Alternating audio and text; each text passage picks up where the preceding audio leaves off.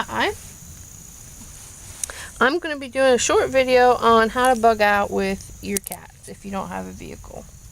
What you need to do is get a harness for each one of them, and it needs to fit good. What a good girl, Cookie Girl. What a good girl. You need to measure their girth when you measure for a harness. That fits okay. And you need a leash for each cat.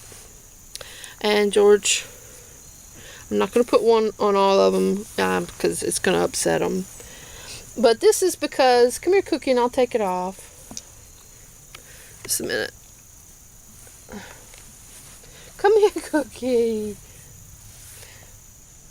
Anyway, so you need a harness and a leash for each cat.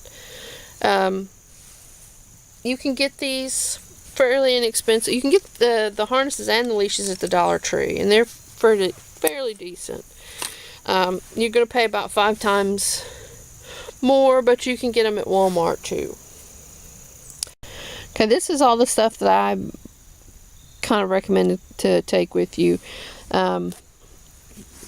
You can take your light version of your bug out stuff. It just has the basics. Like, this is what I usually keep in the car if I'm going to see my parents and we're going to like a change of clothes. My swimsuit if we're going to go to the Y, and a towel, just basic things. The only things I would have to add to it are like the emergency tent and some food, things like that. Not a whole lot. And then what you can take with you is an emergency blanket, a couple of ponchos. These would be, you could split the sides and use these to cover the carriers.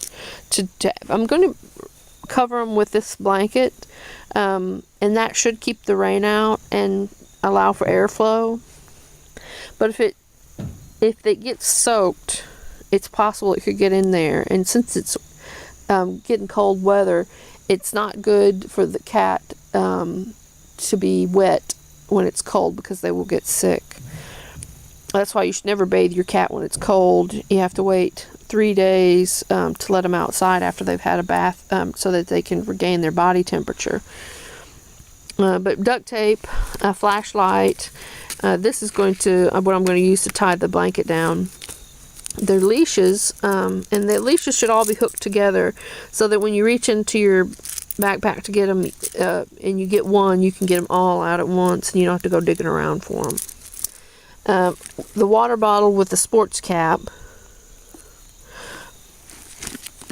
treats, the soft treats and the hard treats, whatever their favorite is, just to calm them down and give them something. And then you'll need pee pads. This is so that and if you don't stop off enough or you can't stop off enough, they can go and you can take this out and throw it away. And they, because if you only bring their blanket and the blanket gets soiled, that's going to be, that's going to be it. Then you'll have to clean the inner of the cage out.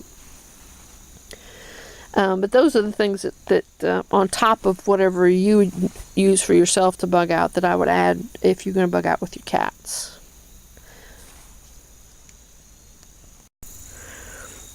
Okay, this is the setup with the carriers. I'm just using a red wagon. That's what I use to bring the groceries in with.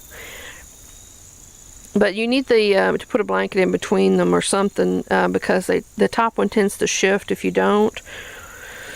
So you'll need to put one in between, and two, it blocks some of the air holes on the other side and would help hold the heat in if it's really cold like it is right now. And you need to keep these little food dishes.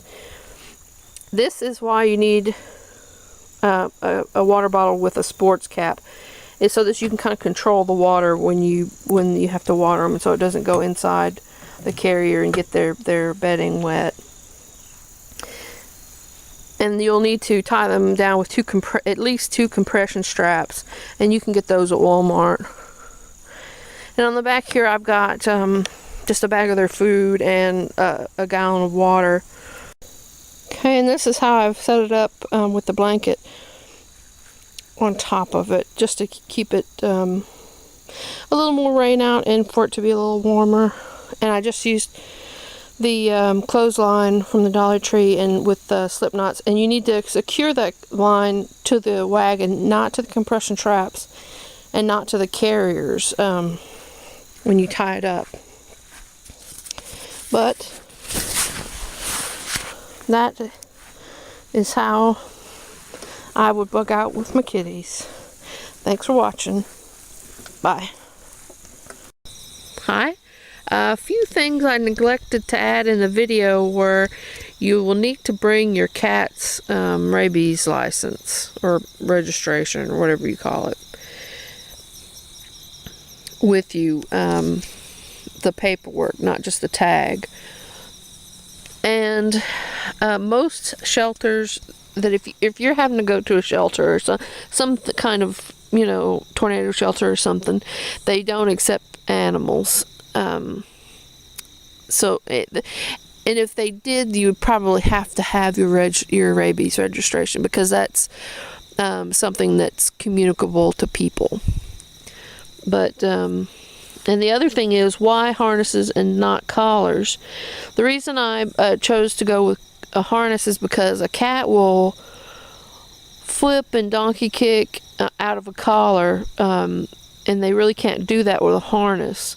So if they're freaked out and you're trying to control them to get them somewhere or get them back in the carrier, then a harness is a better choice. But those are just a few things that I noticed when I was editing the video that I didn't put in there. Anyway, thanks for watching. Thanks. Bye.